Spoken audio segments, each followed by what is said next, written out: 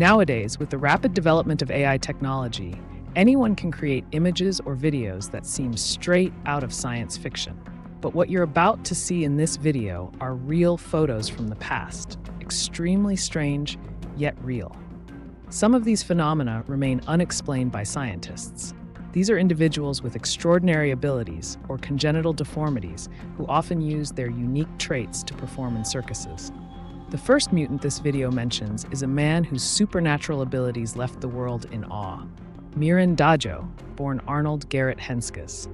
Mirin Dajo was born on August 6, 1912 in Rotterdam, Netherlands. He had a remarkable ability that defied belief. He became famous for allowing sharp objects to pierce his body without suffering harm. But was this extraordinary feat real or just an elaborate illusion? Mirin Dajo first attracted attention in the 1940s when he publicly demonstrated his unique ability. He claimed to be impervious to piercing and proved it by letting others impale him with sharp objects like swords and large metal spikes. Astonishingly, he showed no signs of injury, pain, or bleeding. Dajo performed numerous public demonstrations to validate his claim. One of the most memorable events took place in Zurich, Switzerland, where he allowed doctors and scientists to observe and examine his feats. They confirmed that he was indeed pierced through his body without any damage to his internal organs. While many believed Mirin Dajo possessed supernatural powers, scientists and medical experts sought a rational explanation. Some theorized that he used techniques of mind and body control to withstand pain, while others speculated he had a unique body structure or had trained himself not to be harmed. Mirin Dajo left behind a legacy of intrigue and controversy. His story continues to inspire many and is a topic of research for scientists. He challenged the limits of the human body and made us wonder about the untapped potential within us. And here is the extraordinary life of a woman born with an unusual form. Josephene Myrtle Corbin was born on May 12, 1868 in Tennessee, USA, with a remarkable and rare condition. She had 4 legs right from birth. However, the 2 inner legs were underdeveloped and mostly non-functional. To accommodate her unusual body, Myrtle often had to have specially designed dresses. The reason Josephine had 4 legs was due to a condition known as dipygus. Essentially, she had an extra pair of legs because of a parasitic twin that did not fully develop and remained attached to her body. In addition to having multiple legs, Josephine also had 2 separate pelvises and 2 vaginas. Despite these unique anatomical features, she was fully capable of sexual intercourse and childbirth, just like other women. At the age of 19, she married a doctor named Clinton Bicknell. Together, they had 5 children, 4 daughters and 1 son. As she grew older, Myrtle's unique appearance drew attention, and by the age of 13, she joined a sideshow where she was billed as the 4-legged girl from Texas. Audiences were amazed by her, and she quickly became one of the most popular attractions of her time. She earned a good income, which helped support her family. Myrtle Corbin passed away on May 6, 1928, but her legacy lives on. Her story is a testament to the human spirit's ability to overcome adversity and thrive against the odds. Myrtle Corbin will always be remembered as the 4-legged girl, but more importantly, as a woman of incredible courage and determination. It's important to note that Myrtle Corbin's case of having 4 legs isn't unique.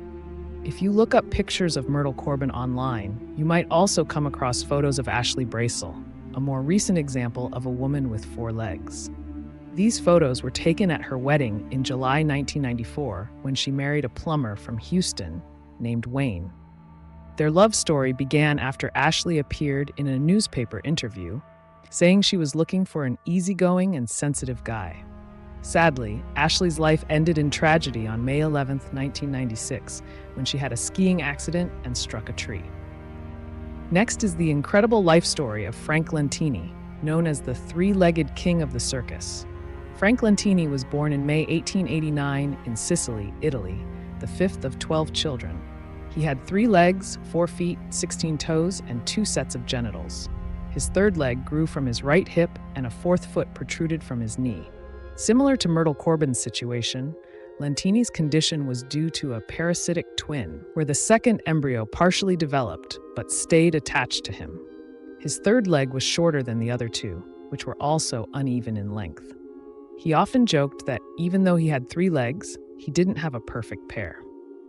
At 9, Lentini traveled to Boston with his father to pursue a career in vaudeville. By the next year, he was a top performer with the world-famous Ringling Brothers Circus. Lentini wowed audiences by kicking a ball with his third leg, jumping rope, ice skating, and riding a bike. He was witty and charming, often making jokes about his condition. When asked about buying shoes, he quipped that he bought 2 pairs and gave the spare shoe to a one-legged friend. Lentini's unique abilities and charisma earned him fame and fortune. He became a U.S. citizen at 30 and had a successful 40-year career in circuses and vaudeville shows. He married actress Theresa Murray in 1907 and had 4 children. After they divorced in 1935, he lived with his girlfriend Helen Shoup until his death in 1966. Frank Lentini viewed his unique body as an advantage, not a hindrance. This positive perspective helped him achieve success and happiness in America. "I never complained," Lentini said later in life. "I think life is beautiful and I enjoy it." Let's talk about the fascinating life of Martin Joe Laurello, often known as the human owl. Martin Joe Laurello was born in 1886 in Germany, and he had an extraordinary ability that made him famous. He could rotate his head 180 degrees, looking directly behind him. This rare and surprising skill allowed him to look directly behind without moving the rest of his body. This unique talent earned him the nickname the human owl. Laurello moved to the United States in the 1920s and quickly became a popular sideshow performer. Crowds were always amazed by his incredible head-turning act, which he performed without any apparent discomfort. He fascinated audiences, challenging the public's understanding and leaving everyone amazed with his unusual talent. His ability was not a simple trick, but the result of years of training and a unique physical condition that allowed him to dislocate vertebrae without causing damage. He performed in variety shows and circuses, where he was often the center of attention. His talents were a combination of natural ability and years of practice, showcasing the incredible adaptability of the human body.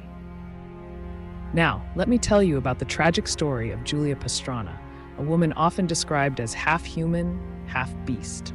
Julia Pastrana performed in London in 1857, and a newspaper at the time described her as the most extraordinary being the public had ever seen.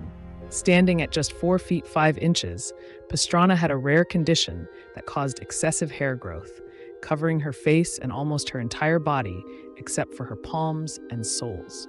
She also had large ears, a big nose, thick lips, and protruding jaw due to gum hyperplasia.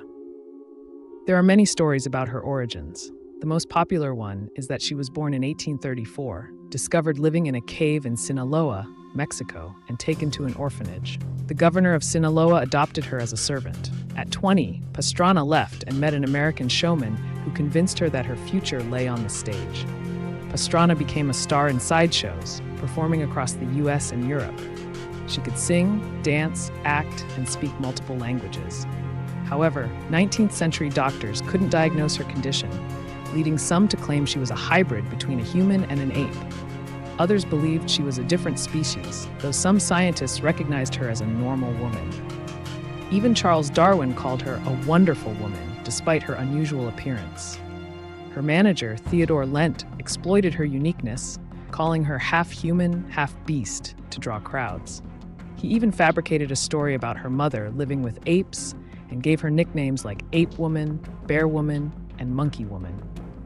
The media dubbed her the world's ugliest woman.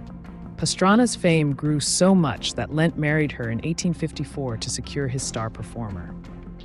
Pastrana mentioned in an interview that she had turned down over 20 proposals due to suitors' lack of financial stability.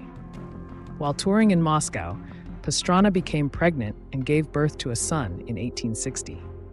Sadly, her son inherited her condition and lived only 2 days. Pastrana herself died a few days later at 26. Lent seemed more upset about losing his main source of income than his wife and child. He sold her body to a professor at Moscow University who embalmed her using a new technique. Realizing he could still profit from her, Lent reclaimed the body and displayed it across Europe for about a decade. When interest waned, he handed it over to a museum in England. Lent remarried Marie Bartel, a woman with a similar condition to Julia, renaming her Julia Pastrana. He continued to display Julia's embalmed body for another 10 years alongside his new wife. Marie, unable to bear seeing the mummy, handed it over to an Austrian show. Lent and Marie moved to Russia, where Lent eventually went insane and died in a mental hospital in 1884.